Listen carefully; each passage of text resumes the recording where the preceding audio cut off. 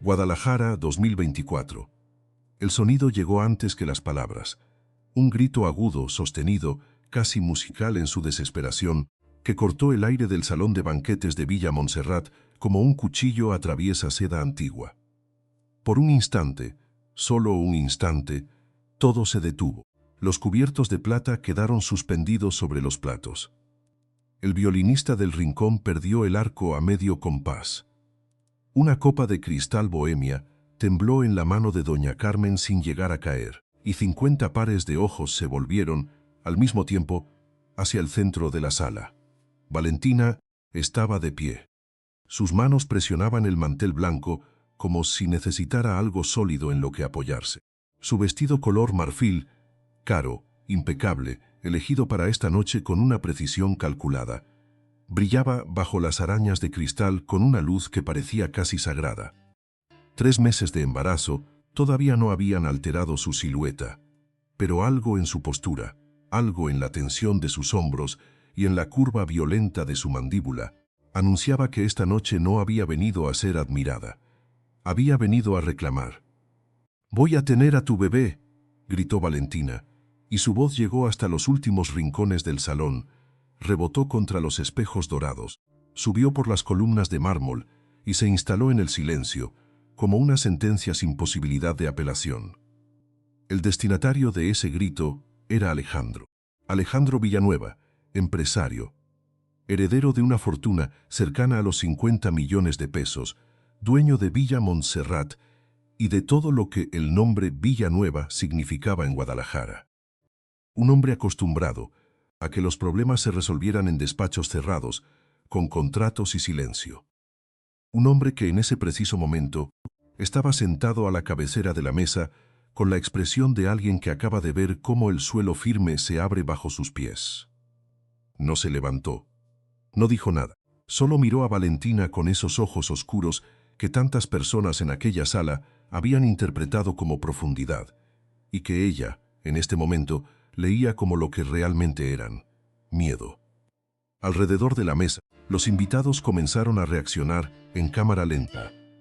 Don Ernesto, el patriarca, dejó su vaso de vino tinto sobre el mantel con una delicadeza que contrastaba brutalmente con la tensión de su mandíbula apretada. Doña Carmen se llevó una mano al pecho, un gesto que en ella significaba exactamente lo contrario de debilidad. Era el gesto de quien mide, de quien calcula, de quien ya está pensando en el daño que habrá que controlar cuando esto termine. Los socios, los amigos de familia, los primos lejanos invitados por cortesía, todos ellos se convirtieron en estatuas de sal, respirando apenas, sin atreverse a romper el momento. Y entonces, desde el extremo más alejado del salón, desde esa zona donde la luz de las arañas de cristal no llegaba con tanta gracia, donde las sillas eran más sencillas y los platos menos elaborados, donde los empleados de confianza habían sido invitados a sentarse como parte de una tradición que la familia Villanueva mantenía por costumbre y quizás por apariencia. Desde ese rincón de penumbra y discreción se escuchó una voz pequeña, una voz de niño.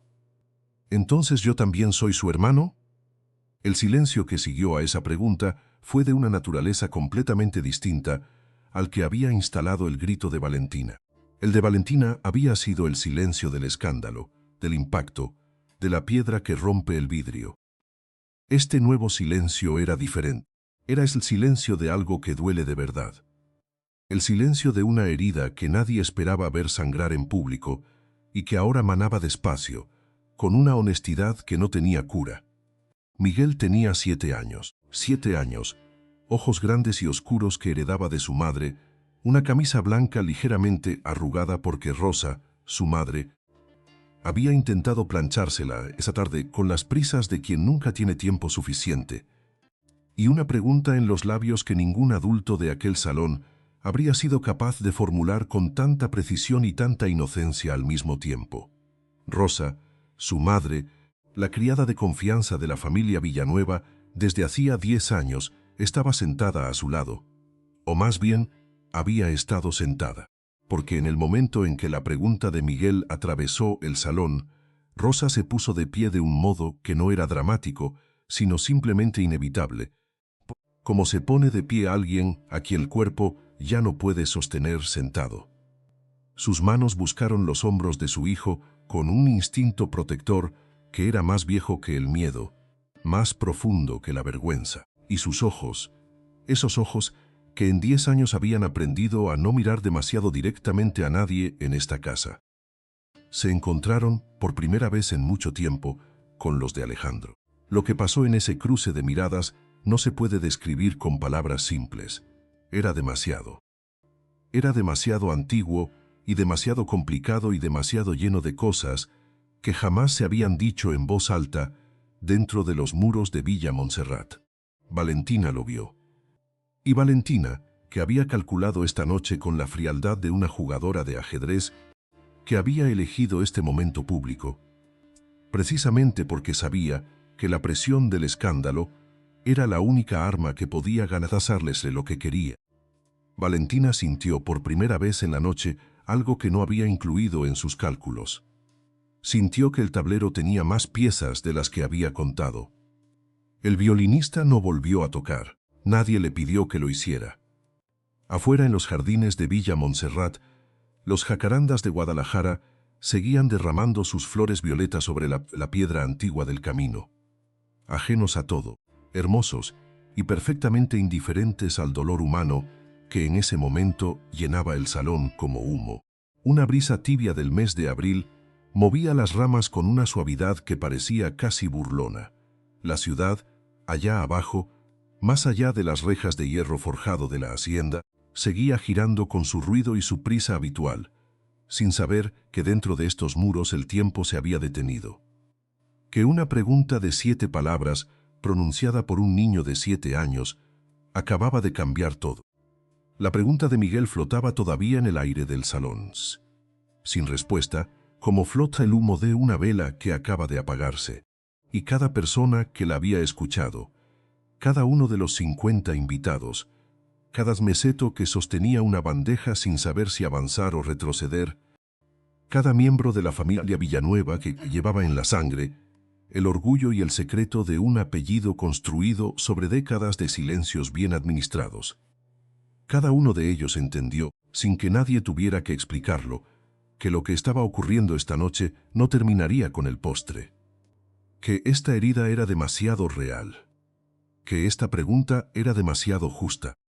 Y que el niño que la había formulado, con su camisa blanca ligeramente arrugada y sus ojos grandes y oscuros y su total incapacidad para entender por qué los adultos a su alrededor respiraban de esa manera.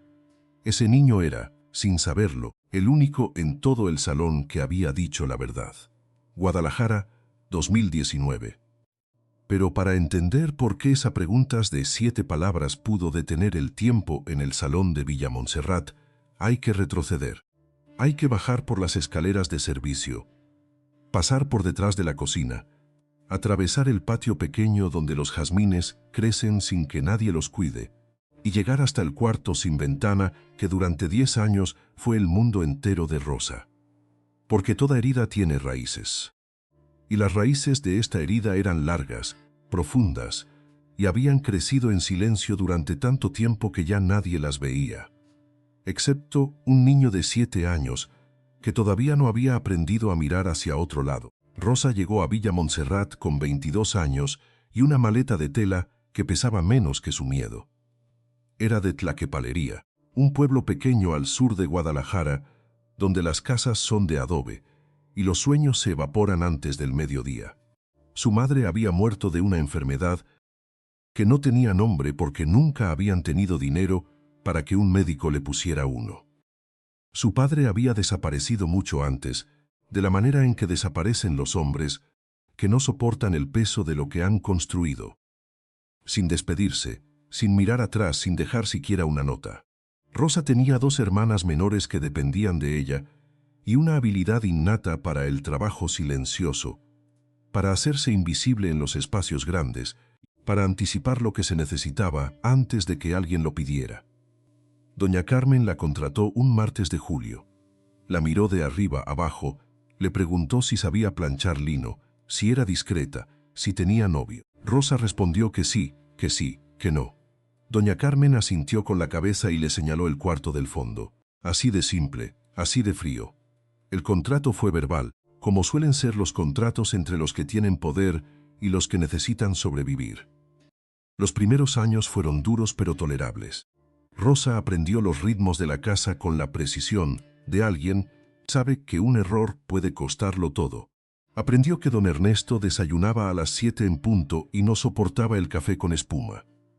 Aprendió que doña Carmen revisaba los cajones de las habitaciones de servicio de vez en cuando, no porque desconfiara necesariamente, sino porque podía hacerlo. Aprendió que el salón grande se barría de izquierda a derecha, que las flores se cambiaban los lunes y los jueves, que la cristalería de Bohemia no se tocaba excepto para los banquetes, y que había puertas en esa casa, puertas metafóricas, puertas invisibles, que ella jamás debía intentar cruzar. Aprendió todas esas cosas y las obedeció. Y en el proceso de obedecer, de volverse invisible, de existir solo en los márgenes de una vida que pertenecía a otros, Rosa fue olvidando pequeños pedazos de sí misma. La chica que alguna vez quiso estudiar enfermería. La chica que escribía versos torpes en un cuaderno de espiral. La chica que creía, con la ingenuidad feroz de los 22 años, que el amor era algo que le podía pasar también a ella. Fue en el cuarto año cuando conoció a Daniel. Daniel no era de Guadalajara. Era de algún lugar del norte, Sonora o Chihuahua, no recordaba bien, o quizás sí recordaba, y había decidido olvidarlo como forma de supervivencia. Llegó a Villa Montserrat como chofer suplente durante 3 meses, mientras el chofer titular se recuperaba de una operación de columna. Era un hombre de manos grandes y voz tranquila, que sonreía con los ojos antes de sonreír con la boca. No era guapo en el sentido que los ricos llaman guapo. Era guapo en el sentido en que lo es alguien que ha aprendido a estar cómodo dentro de su propia piel. Rosa le llevó café una mañana porque nadie más lo hizo. Eso fue todo. Un café, una mirada. Una conversación de 10 minutos sobre nada importante, sobre el calor de julio, sobre un perro callejero que había aparecido en la reja, sobre si era cierto que en el norte los cielos eran de otro color. Pero a veces 10 minutos son suficientes para que algo cambie. Durante las semanas siguientes se encontraron en los spas que los invisibles comparten. La cocina temprano por la mañana, el patio trasero al atardecer, los pasillos que los señores nunca transitan. Hablaron de sus vidas con esa honestidad extraña que surge cuando dos personas saben que no tienen nada que perder el uno frente al otro. Daniel le contó que tenía un hermano enfermo, que mandaba dinero cada quincena, que soñaba con tener algún día un taller mecánico propio, algo pequeño, algo suyo. Rosa le contó de sus hermanas, del cuaderno de versos, de la madre que murió sin nombre de enfermedad.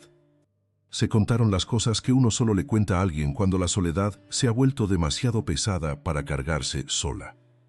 Y entonces, sin que nadie lo decidiera exactamente, sin que nadie pronunciara las palabras que deberían haberse pronunciado, sin que nadie hiciera una promesa que pudiera cumplirse, Rosa se enamoró, con toda la intensidad acumulada de 4 años de invisibilidad y silencio y sueños guardados en el fondo de una maleta de tela.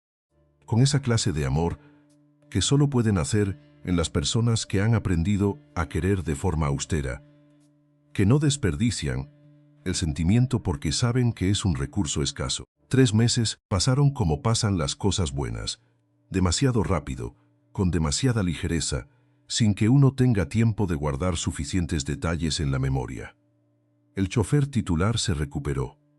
Daniel recogió sus cosas un viernes por la tarde. Le dijo a Rosa que volvería, que conseguiría trabajo en Guadalajara, que esto no terminaba aquí. Le tomó la mano en el patio trasero, entre los jazmines que crecen sin que nadie los cuide, y se lo dijo con esa voz tranquila que ella había aprendido a creer. Rosa le creyó, esperó 1 mes, luego 2. Escribió al número de teléfono que él le había dado y el número no existía. O había existido y dejó de existir. O nunca había existido en el sentido que ella necesitaba que existiera. Las fronteras entre esas tres posibilidades se volvieron borrosas con el tiempo, y Rosa dejó de intentar precisarlas, porque la imprecisión era más fácil de cargar que la certeza. Fue en el tercer mes de espera cuando supo que estaba embarazada. No hubo drama. No hubo llanto en el baño ni crisis en el pasillo. Hubo solamente un silencio muy largo sentada en el borde de su cama, en ese cuarto sin ventana, mirando la pared como si la pared pudiera darle una respuesta que el universo le debía. Y luego hubo una decisión tomada en ese mismo silencio, con esa misma frialdad serena que solo tienen las personas a las que la vida ha entrenado para tomar decisiones difíciles sin red de protección. Rosa decidió quedarse. Decidió tener a su hijo. Decidió no pedirle nada a nadie que no pudiera dárselo ella misma. Cuando se lo dijo a doña Carmen, esperaba que la despidieran. Doña Carmen la miró durante un tiempo que se sintió eterno, con esa expresión impenetrable que usaba cuando calculaba algo. Luego dijo que podía quedarse siempre y cuando el niño no interrumpiera el trabajo y no molestara a los señores. Lo dijo como quien establece una cláusula contractual. Rosa aceptó como quien no tiene otra opción. Miguel nació un domingo de marzo, en el hospital público, sin que nadie de Villa Montserrat fuera a acompañarla. Pesó 3 kilos 200 gramos y tenía los ojos grandes y oscuros de su madre y las manos grandes de un hombre al que Rosa intentó, durante los meses siguientes, convencerse de que había olvidado. No lo olvidó, pero aprendió a vivir con el recuerdo guardado en un lugar donde no estorbara. Lo que siguió fueron años de una rutina, que tenía la forma del sacrificio, pero que Rosa se negaba a llamar así porque la palabra sacrificio implica que uno ha renunciado a algo que podía haber tenido, y Rosa no estaba segura de haber podido tener algo diferente.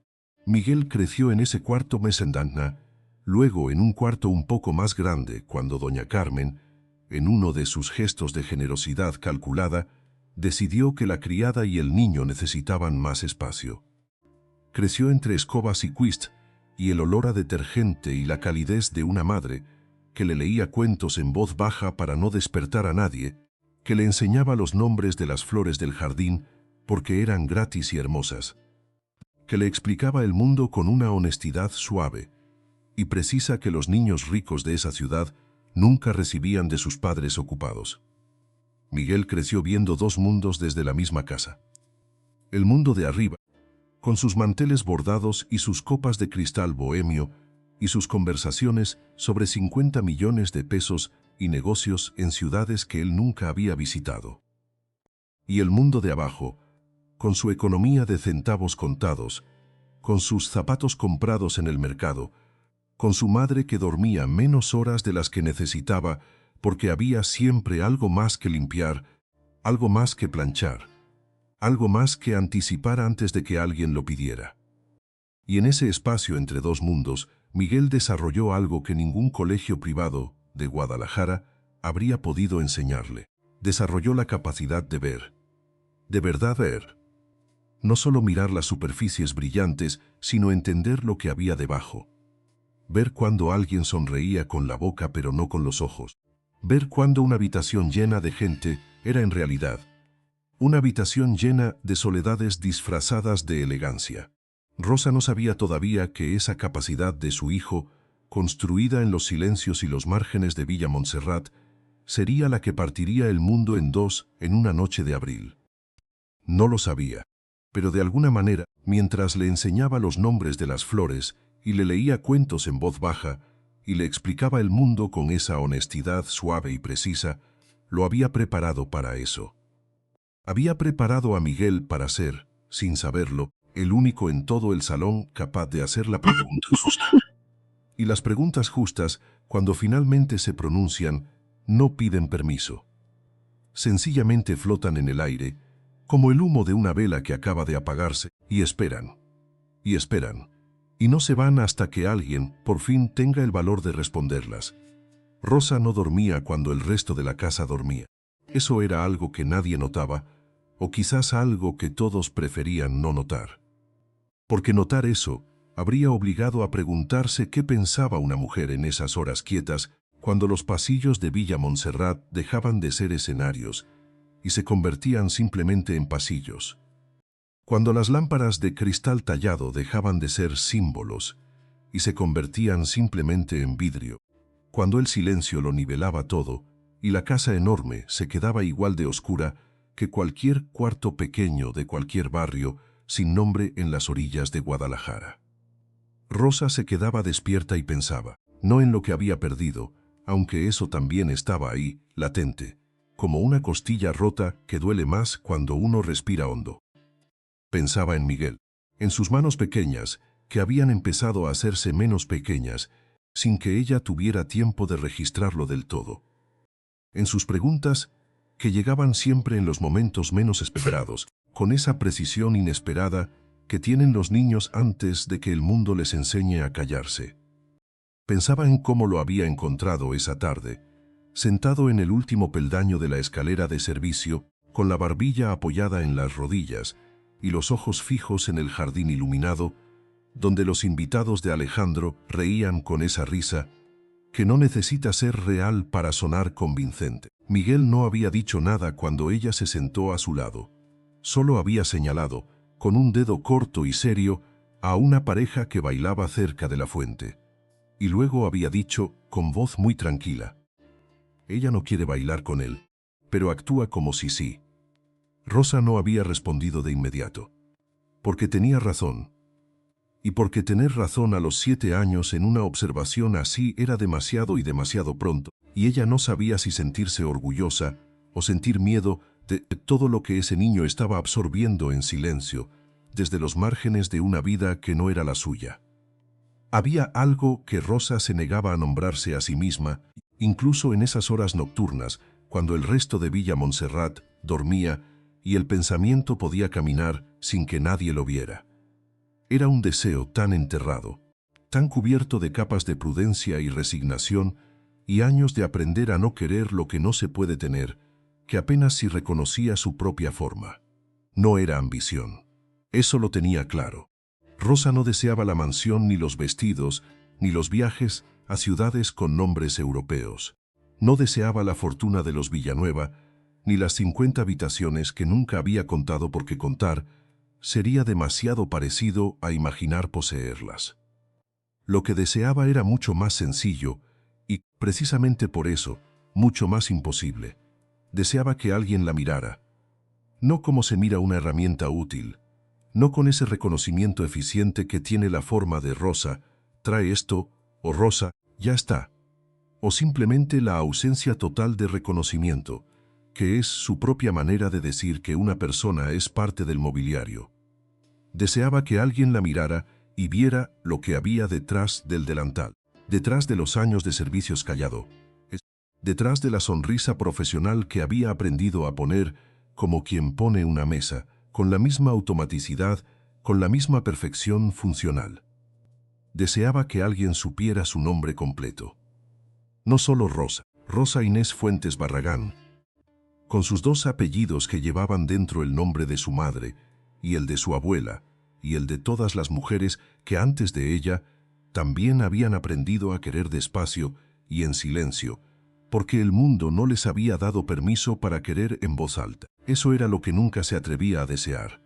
No riqueza, no poder, solo visibilidad, solo el derecho elemental, casi animal, de ser vista.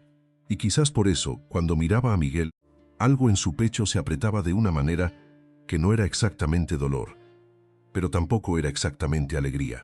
Eran las 2 cosas al mismo tiempo, mezcladas en una emoción que no tiene nombre preciso en ningún idioma, esa sensación de saber que uno ha hecho algo bien en el mundo sin haber tenido casi nada con qué hacerlo. Miguel veía. Eso era un regalo y era también una carga, y Rosa lo sabía con la claridad de quien conoce los 2 lados de todas las cosas, porque siempre ha vivido en el filo entre ellas. Un niño que ve demasiado en un mundo que prefiere no ser visto puede volverse solitario, puede volverse incómodo, puede convertirse en esa clase de persona que hace que los demás se sientan ligeramente descubiertos sin poder explicar por qué. Pero también podía convertirse en algo distinto, en alguien que dice en voz alta lo que todos saben, pero nadie pronuncia. En alguien que hace la pregunta que el salón entero está evitando desde hace horas. Rosa no lo pensaba en esos términos, claro. No esa noche, sentada en la cocina con las manos alrededor de una taza de té que se había enfriado hace rato, porque pensar la hacía olvidarse de beber. Lo que pensaba era más inmediato, más táctil. El ruido que había dejado el grito de Valentina todavía resonando en las paredes interiores de su memoria como un eco que no sabe que ya debería haberse callado. 3 meses. Eso había dicho. 3 meses de un embarazo que ahora era información pública, lanzada al centro de un salón lleno de copas de cristal y apellidos importantes, como quien lanza una piedra a un estanque y espera, con una sonrisa calculada, a que las ondas lleguen a todas las orillas. Rosa había visto la cara de Alejandro en ese momento. Lo había visto desde su lugar invisible, desde ese ángulo de sombra y silencio que solo tienen las personas que llevan 10 años aprendiendo a ocupar el menor espacio posible. Y en esa cara había visto algo que no encajaba con ninguna de las versiones que ella misma se había contado de él a lo largo de los años. No había visto orgullo, no había visto alivio. Había visto, fugaz como un relámpago en pleno día, algo que se parecía demasiado al pánico. No al pánico de quien es descubierto, al pánico de quien acaba de entender que algo que esperaba poder controlar ha dejado de ser controlable. Esa diferencia era pequeña, pero Rosa Inés Fuentes Barragán llevaba 10 años leyendo los gestos de esta familia con la precisión de un cartógrafo que mapea un territorio que conoce mejor que sus propios propietarios. Y esa diferencia no se le escapó. Miguel había estado en el salón también, por un momento. Había entrado a llevar una bandeja de pequeños aperitivos, esa tarea que Rosa le dejaba hacer porque le daba al niño una razón de ser en ese mundo al que pertenecía de una manera lateral y extraña, como una palabra en un idioma que casi pero no del todo se domina. Y cuando Valentina había gritado, cuando el silencio había caído sobre todos como una tela, Miguel había dejado la bandeja con una precisión adulta y había vuelto los ojos, no hacia Valentina, no hacia Alejandro, sino hacia su madre, como si supiera que la respuesta importante no estaba donde todos miraban. Como si ya entonces, a sus 7 años con sus años de observación acumulada en los márgenes de Villa Montserrat, entendiera que los verdaderos terremotos no se miden en el epicentro, sino en las grietas que abren lejos, en los lugares que nadie estaba vigilando. Rosa pensó en eso, mientras el té frío perdía hasta el último rastro de calor entre sus dedos. Pensó en que Miguel era, en algún sentido que ella no sabía articular del todo, más libre que ella. Libre de la resignación, libre del peso de haber aprendido, ya que ciertas preguntas no se hacen, que ciertos nombres no se dicen, que ciertos deseos se guardan tan hondo, que con el tiempo uno se olvida de que los tiene. Él todavía no había aprendido eso. Y Rosa, en esa cocina silenciosa de madrugada, con el olor persistente de la cena ya fría, y las luces apagadas en el jardín, donde horas antes la gente importante de Guadalajara había bebido vino de 50 años y reído de cosas que no tenían gracia, sintió algo que hacía mucho tiempo no sentía con tanta claridad. Sintió miedo de que él aprendiera. Porque el día que Miguel aprendiera a no preguntar, algo se apagaría. Y ese algo, Rosa lo sabía sin poder nombrarlo. Era lo único en todo ese mundo enorme y brillante y frío que todavía tenía la temperatura correcta. Lo único que todavía ardía. Afuera, en el jardín de Villa Montserrat, una de las rosas tardías que doña Carmen cultivaba con una devoción casi religiosa, había perdido un pétalo en el viento nocturno. Cayó sobre la piedra del camino sin que nadie lo viera. Sin ruido, sin testigos. Así caen muchas cosas importantes en esta vida. Pero a veces, solo a veces, hay alguien despierto que lo nota. Y esa noche, en esa cocina, Rosa Inés Fuentes Barragán estaba despierta. Y Miguel en su cuarto pequeño al final del pasillo de servicio, dormía con esa tranquilidad absoluta que solo tienen los niños que todavía confían en que mañana habrá respuestas para las preguntas que hoy no pudieron hacer. El cerco comenzó a cerrarse al día siguiente, cuando el sol apenas había terminado de trepar por encima de los tejados de Guadalajara, y la Villa Montserrat todavía olía a los restos de la noche anterior. A vino derramado, a perfume caro, a las cenizas frías de una fiesta que había terminado mal para casi todos, aunque no todos lo supieran todavía. Rosa lo sintió antes de verlo. Hubo algo en el silencio de la mañana que no era paz sino espera, la clase de silencio que precede a las tormentas que no avisan con lluvia, sino con esa quietud extraña que hace que los pájaros dejen de cantar antes de que el cielo cambie de color. Valentina llegó a la cocina a las 9, no tocó la puerta, no saludó. Entró como quien entra a un espacio que ya considera suyo por derecho de conquista, con los tacones resonando sobre el mármol del corredor de servicio como pequeños martillazos calculados. Llevaba un vestido color marfil que en otra circunstancia habría parecido elegante, pero que esa mañana, con esa expresión en el rostro, parecía el uniforme de alguien que ha venido a librar una batalla y ha elegido la ropa con cuidado. Rosa estaba preparando el desayuno. Tenía las manos ocupadas con la cafetera y los ojos puestos en el fuego, pero sintió la presencia de Valentina antes de escuchar sus pasos. Había aprendido a sentir ese tipo de presencias en 10 años de trabajo en esa casa. Las presencias que llegan con intención. Valentina no se sentó. Se quedó de pie junto a la isla de mármol, con los brazos cruzados y los ojos fijos en Rosas, con una frialdad que no era espontánea, era construida, ensayada, el resultado de horas frente al espejo, practicando exactamente cuánta distancia se necesita en la mirada para que la otra persona sienta que ocupa menos espacio del que tiene derecho a ocupar. Lo que dijo fue breve, y precisamente por ser breve, fue devastador.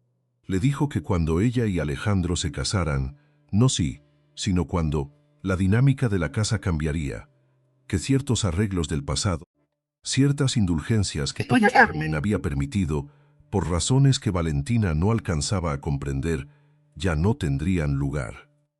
Que un hijo en el servicio era una distracción, que las distracciones generaban afectos, y los afectos generaban confusiones, y las confusiones en las casas de familias como los Villanueva eran inaceptables.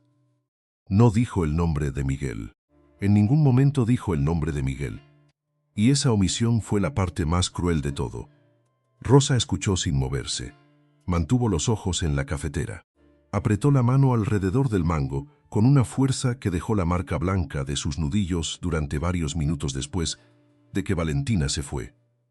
Y no dijo nada, porque en 10 años había aprendido también eso, cuando el silencio es la única armadura disponible. La segunda ola llegó esa tarde, desde una dirección que Rosa no había anticipado. Don Ernesto la llamó a su estudio. El estudio de don Ernesto era una habitación que siempre había parecido a Rosa un territorio diseñado para hacer sentir pequeña a la gente que entraba en él. Techos altos, estantes de caoba, un escritorio que debía pesar lo mismo que un automóvil.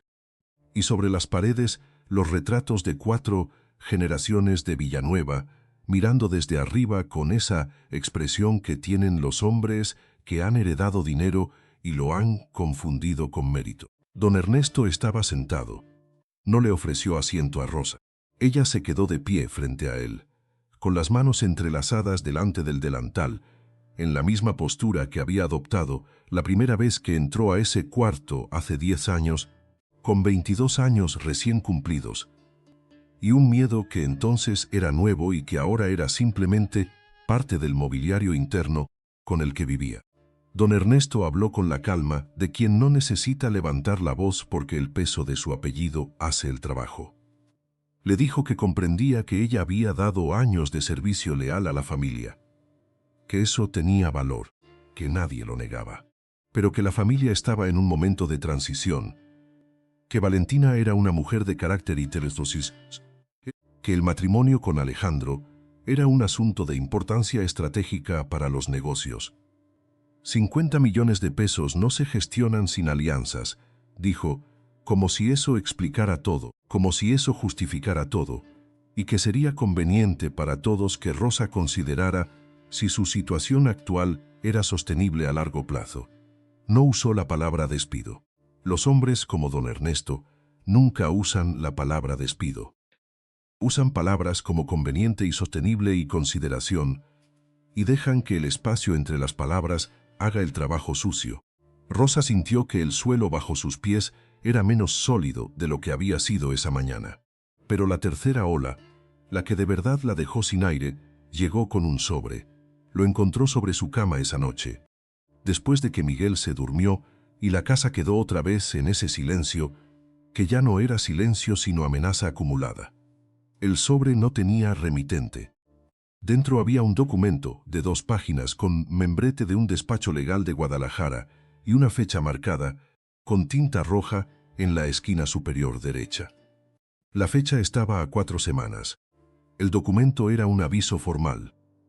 Decía, con la frialdad aséptica del lenguaje legal, que la condición de residencia de Rosa y su hijo en Villa Montserrat estaba sujeta a revisión contractual, que ciertos términos de su contrato de servicio, firmado hace 10 años, incluían cláusulas de habitabilidad condicional, que podían ser revocadas con 30 días de aviso previo en casos de reestructuración doméstica. Que la familia Villanueva ejercía en ese momento su derecho contractual de notificación. 30 días.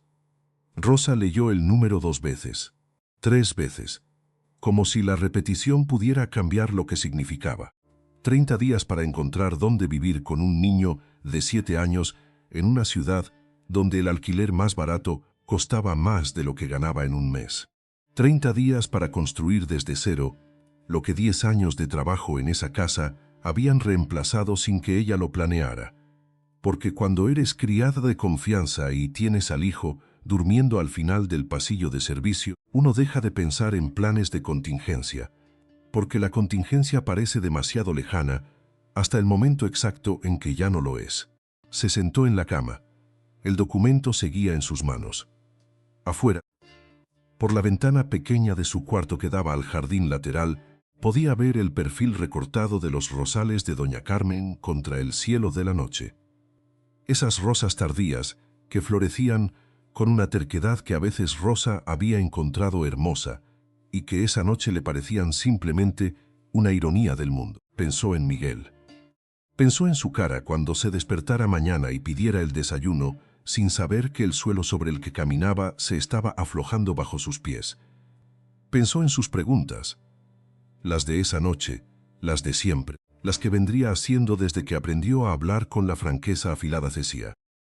Y sin culpa de los 7 años, y sintió que el miedo de la noche anterior, ese miedo de que Miguel aprendiera a no preguntar, era ahora un miedo mucho más concreto y mucho más urgente.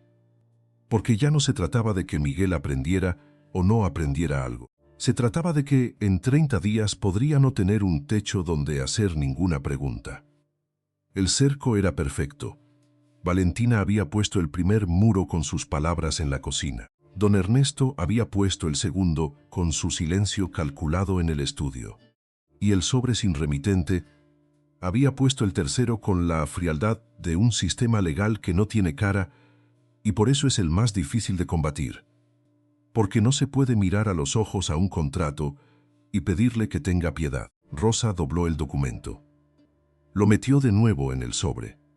Lo guardó en el cajón de la mesita de noche, debajo de la carta de su madre muerta y de la foto escolar de Miguel del año pasado, en la que él salía con esa sonrisa descuidada y luminosa que tenía cuando todavía no sabía que ciertas sonrisas también cuestan. Apagó la luz.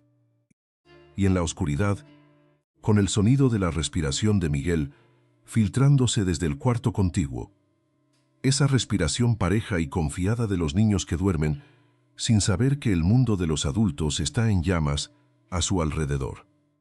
Rosa Inés Fuentes Barragán tomó una decisión que no era todavía un plan, sino simplemente la negativa a rendirse antes de tiempo. No iba a irse en silencio, no iba a doblarse, no iba a desaparecer como un pétalo suelto en el viento de la noche, sin ruido, sin testigos. Había caído demasiado en esta vida como para no saber que algunas caídas se pueden frenar si uno encuentra dónde poner los pies. Todavía no sabía dónde. Todavía no veía la salida. El abismo seguía ahí, real y profundo y muy cercano. Pero Miguel dormía. Y mientras Miguel dormía con esa confianza absoluta de que mañana habría respuestas, Rosa decidió que ella también iba a comportarse como si las respuestas existieran, aunque todavía no pudiera ver ninguna. Afuera, uno de los rosales tardíos de doña Carmen seguía en pie contra el viento. Con terquedad, sin testigos, ardiendo en la oscuridad con el único fuego que le quedaba. Había algo en Alejandro que Rosa había aprendido a ignorar, porque ignorarlo era más seguro. No era la primera vez que lo notaba. Llevaba 10 años en Villa Montserrat, 10 años de madrugadas, de pisos fregados antes de que nadie despertara, de mesas puestas con una precisión que nadie agradecía. Y en esos 10 años había aprendido a leer los silencios de esa casa como otros leen el periódico. Sabía cuándo don Ernesto estaba de mal humor por la forma en que sus zapatos golpeaban el mármol del corredor. Sabía cuándo doña Carmen había llorado por la noche porque al día siguiente hablaba demasiado y demasiado fuerte, llenando el comedor con palabras que no decían nada para no dejar espacio a las que sí dolían. Y sabía cuándo Alejandro estaba pensando en algo que no decía porque sus manos se quedaban quietas. Completamente quietas, como si el pensamiento fuera tan pesado que se le derramara hacia los dedos y los paralizara. Esas manos, Rosa las había observado durante años sin permitirse saber que las observaba. Había una mañana, hacía ya casi 6 meses, antes de que Valentina anunciara su embarazo, en aquella sala que todavía olía a flores y vergüenza, en que Alejandro había bajado a la cocina a una hora en que ningún miembro de la familia bajaba nunca, las 4:15 de la madrugada. Rosa estaba preparando el pan del desayuno, con las manos enharinadas y el pelo recogido de cualquier manera, y cuando él apareció en el umbral, con el traje aún puesto del día anterior y la corbata aflojada, ninguno de los dos dijo nada durante un momento que se estiró como una tela muy fina. Él había preguntado si podía sentarse, no si podía tomar algo, no si había café, si podía sentarse, como si necesitara permiso para estar en la cocina de su propia casa. Rosa le había señalado la silla con un gesto de la barbilla y había seguido amasando, y él se había sentado y había puesto las manos sobre la mesa y se había quedado mirando el hule floreado con esa quietud suya que ella ya conocía. Estuvieron así 20 minutos, quizá más. El silencio entre ellos no era incómodo. Era, pensó Rosa mucho después, el tipo de silencio que solo existe entre personas que no tienen nada que demostrarle a la otra. Antes de irse, él había dicho, el pan huele bien. Solo eso. Y Rosa había respondido, siempre huele igual. Solo eso. Pero la cosa era que él había vuelto. No aquella noche, pero sí otras. No siempre a las 4 de la madrugada, no siempre con el traje puesto, pero había vuelto. A veces preguntaba por Miguel con una naturalidad que desconcertaba a Rosa, porque nadie en esa casa preguntaba por Miguel. Miguel existía como una consecuencia tolerada, como el precio invisible de tener a Rosa, no como un niño con nombre y edad, y una forma particular de reírse cuando algo le sorprendía de verdad. Alejandro preguntaba qué había dicho ese día en la escuela. Preguntaba si ya había perdido el otro diente que tenía flojo. Preguntaba con esa indiferencia cuidadosa de los hombres, que no quieren parecer que les importa demasiado, porque sabe si lo parecen, algo cambiará. Rosa se había protegido de todo eso diciéndose que era cortesía. Solo cortesía. Los hombres como Alejandro tenían cortesía en la misma medida en que tenían trajes bien cortados. Era parte de lo que eran, no necesariamente parte de lo que sentían. Pero había un martes por la tarde, una semana después de que el sobre con el contrato hubiera llegado a manos de Rosa, en que Miguel se había caído en el jardín trasero persiguiendo a un gato que no era de nadie y que aparecía y desaparecía de la propiedad, según le dictaba su propio sentido del azar. La caída no había sido grave, una rodilla raspada, un poco de tierra en la palma de la mano izquierda. Pero Miguel había llorado de ese modo que tienen los niños de 7 años cuando están más asustados que heridos, ese llanto, que no es solo por el dolor, sino por el súbito descubrimiento de que el cuerpo puede fallar. Rosa estaba en el otro extremo de la casa cuando oyó el llanto y llegó corriendo, pero Alejandro había llegado antes. Estaba arrodillado en el pasto, con el pantalón del traje perfectamente planchado, presionado contra la tierra húmeda sosteniendo la mano pequeña de Miguel entre las suyas y diciéndole algo en voz baja que Rosa no alcanzó a escuchar desde la distancia. Miguel seguía llorando, pero ya con menos urgencia, con esa cadencia que anuncia el final de las lágrimas. Y Alejandro tenía en la cara una expresión que Rosa no supo nombrar hasta mucho después. Era concentración. Era el gesto de alguien que está haciendo algo que le importa de verdad y no quiere hacerlo mal. Cuando Rosa llegó, Alejandro se levantó, se limpió la tierra de la rodilla con una mano y dijo simplemente, se asustó más que otra cosa. La rodilla no es nada, y se fue, sin drama, sin esperar gratitud, sin el ademán de quien acaba de hacer un favor. Rosa se quedó arrodillada junto a Miguel y le limpió la herida con el borde de su delantal y no dijo nada. Pero se quedó con esa imagen guardada en algún lugar que no era exactamente la memoria, sino algo más parecido al cuerpo, esa zona donde las cosas se almacenan sin pedir permiso. Fueron acumulándose esos gestos, pequeños, discretos, sin testigos o casi. La vez que Alejandro movió una caja pesada del corredor sin que nadie se lo pidiera y sin mencionar que la había movido. La vez que dejó un libro infantil sobre la mesa de la cocina, sin nota, sin nombre escrito, que era exactamente el tipo de libro que Miguel habría querido, con ilustraciones grandes y letras gruesas, y un dinosaurio en la portada que miraba al mundo con una expresión de asombro permanente.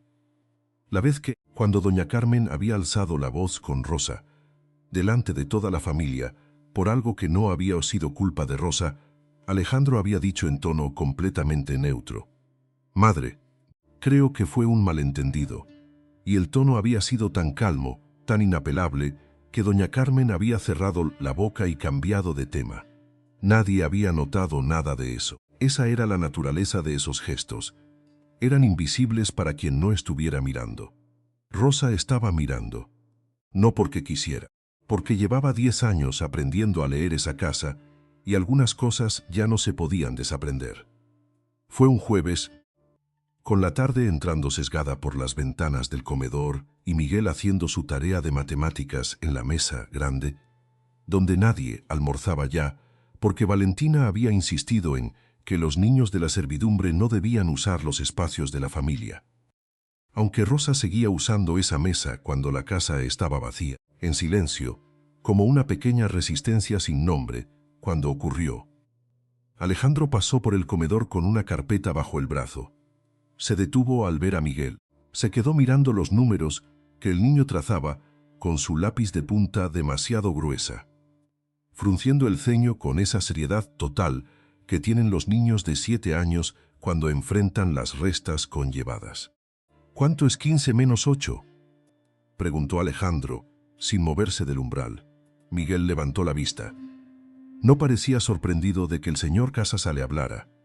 Lo que sorprendió a Rosa, que observaba desde la puerta de la cocina, fue que Miguel no parecía incómodo.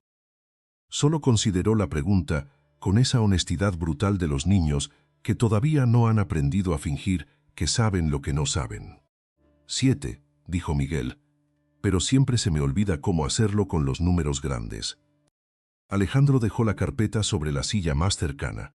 Se sentó junto a Miguel y pasó los siguientes 20 minutos explicándole las restas conllevadas usando monedas imaginarias que sacaba del bolsillo y ponía sobre la mesa. Miguel lo escuchaba con esa atención absoluta que solo existe cuando alguien te explica algo de verdad, sin condescendencia, como si la dificultad fuera razonable y no una señal de torpeza. Rosa no se movió de la puerta de la cocina, y fue en ese momento exacto, con la tarde sesgada y las monedas imaginarias sobre la mesa, y Alejandro, inclinado hacia el cuaderno de Miguel, con toda la gravedad del mundo. Fue entonces cuando Miguel levantó la vista de los números y miró a Alejandro con esos ojos que veías lo que los adultos habían aprendido a no ver, y preguntó con una calma que no tenía ningún filo pero que cortó el aire de la habitación de todas formas. ¿Entonces yo también soy su hermano? El silencio que siguió no fue el silencio de la vergüenza ni el silencio de la incomodidad.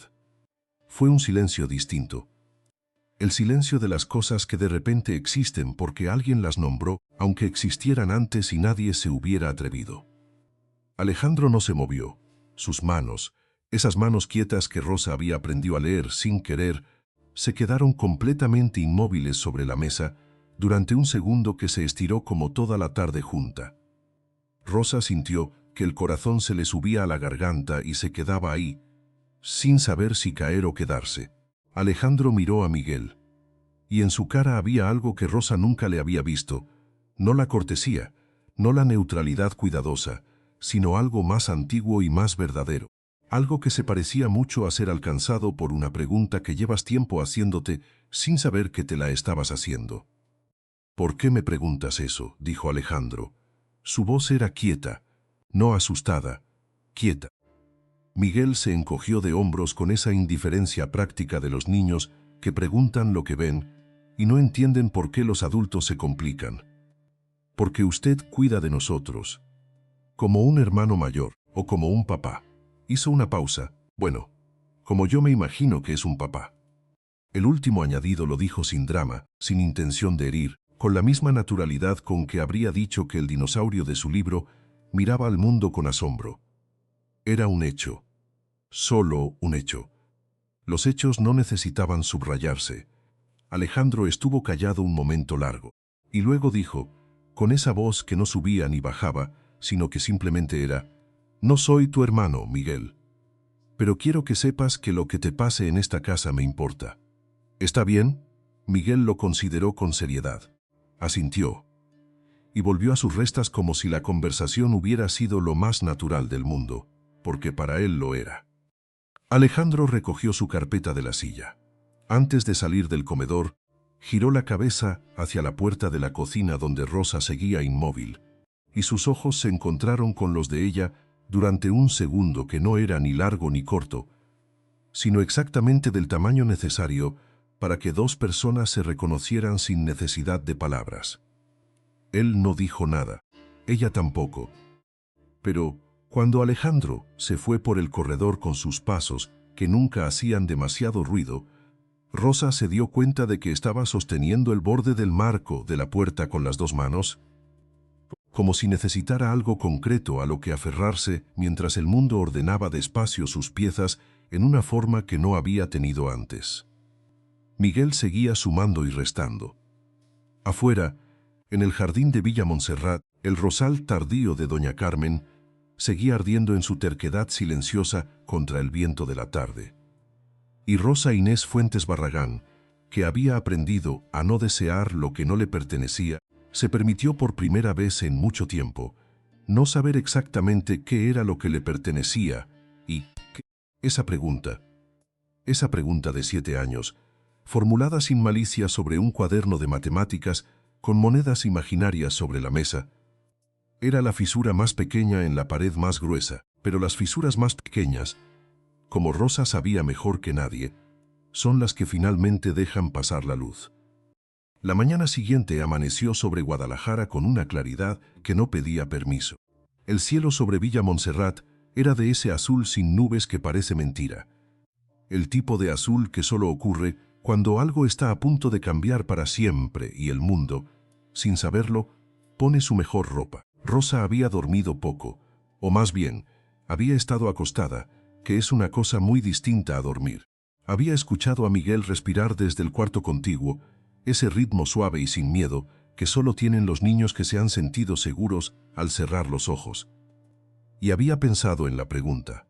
En esa pregunta de 7 años, formulada sobre monedas imaginarias y operaciones de matemáticas. Una pregunta que no era un acto de guerra ni una declaración de nada, sino simplemente la versión más honesta del mundo que un niño puede pronunciar. Entonces yo también soy su hermano. No había ira en esas palabras. No había cálculo. Solo la lógica impecable de alguien que todavía no ha aprendido que hay verdades que los adultos prefieren guardar en habitaciones sin ventanas. Rosa se levantó antes de que el sol terminara de subir. Se amarró el cabello con el mismo listón de siempre y bajó a la cocina como había bajado durante 10 años.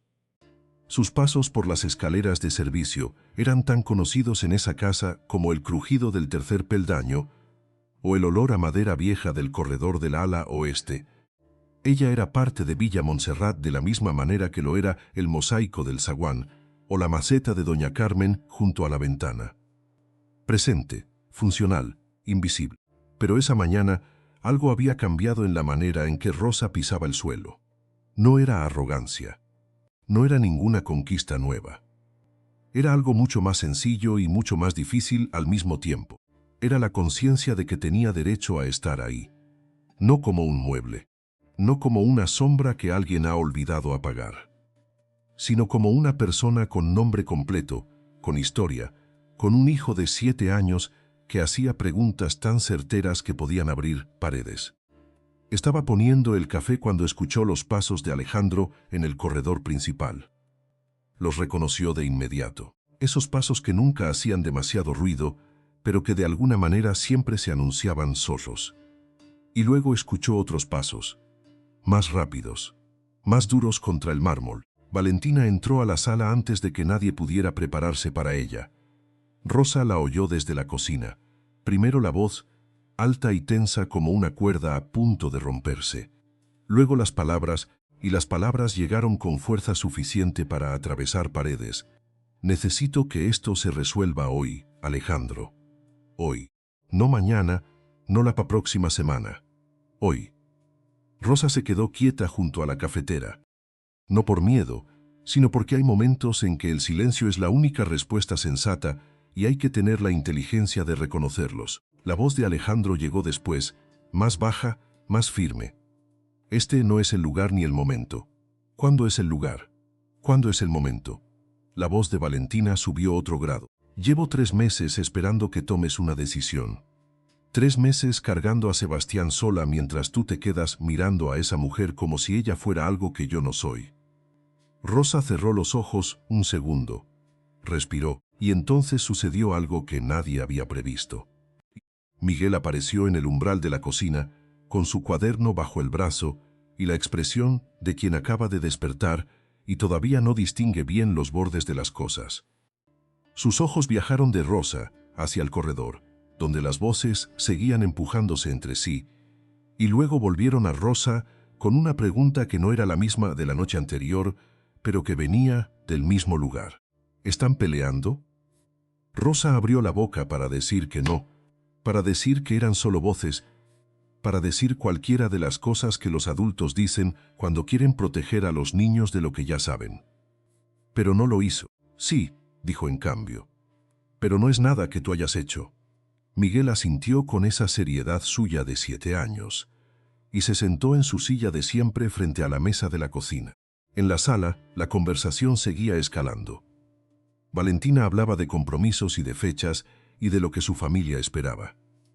Hablaba de la fortuna, de los 50 millones, de lo que correspondía y lo que no correspondía.